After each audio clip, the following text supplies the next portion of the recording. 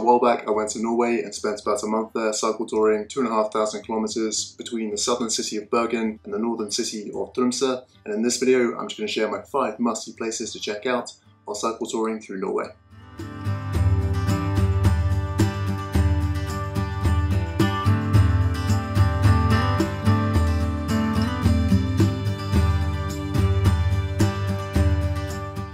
So the first place on the list is Hardangerfjord, which at about 180 kilometers or 110 miles long is the 5th longest fjord in the world and the 2nd longest fjord in Norway. As well as the fjord itself, the area is filled with lots of mountains and icy waterfalls and rivers, as well as some really picturesque towns. For example, the town of Odda is located on the innermost point of the fjord and is home to campsites, hotels, restaurants, bars, and is a perfect place to spend the night if you're interested in checking out the local area, as well as if you're interested in checking out the next place on the list.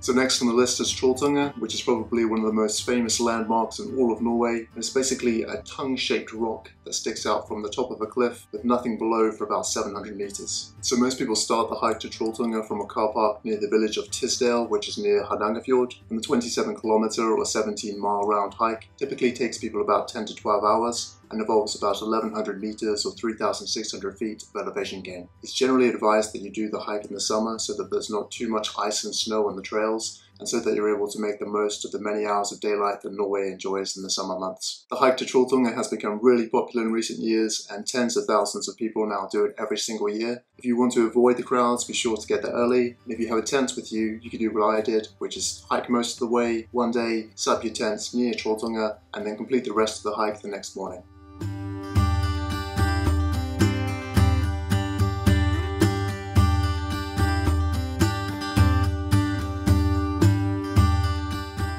So next on the list is the Lofoten archipelago, which is located way up in the Arctic Circle and is comprised of about 7 principal islands, but is surrounded by hundreds of smaller islands too. As well as to see the jagged mountains, the pristine waters and the wooden fishing villages, people in recent years have come to see one of the most unique football pitches in the whole world, which is located on a tiny island that sticks out into the sea near the village of Hardangerfjord.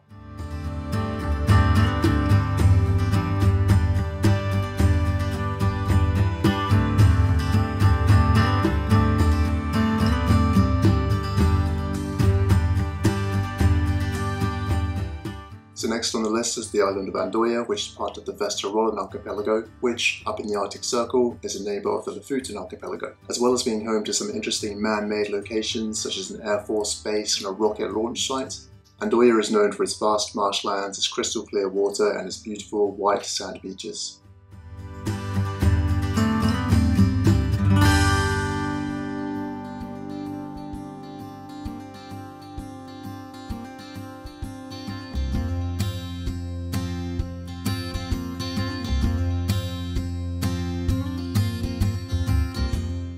So the last place on the list is the island of Senja, which is just a short ferry ride from the island of Odda. Outside the distant archipelago of Svalbard, Senja is the 2nd largest island in all of Norway, but it's home to just 8,000 people, meaning there are fewer than 5 people per square kilometer. Senja is known for its emerald green forests, its navy blue waters and its rugged mountains that rise straight out of the sea, the most famous of which is Mount Segla. However, Mount Segla is best seen from the neighbouring mountain, Mount Heston. To get these shots of Mount Segla, I rode my bike to the town of Fjord. I left it to the trailhead there, put some things in my backpack, then spent about an hour hiking up Mount Heston. When I got to the top, I was lucky enough to have the whole place to myself and realised that it was one of the most beautiful places I'd ever been.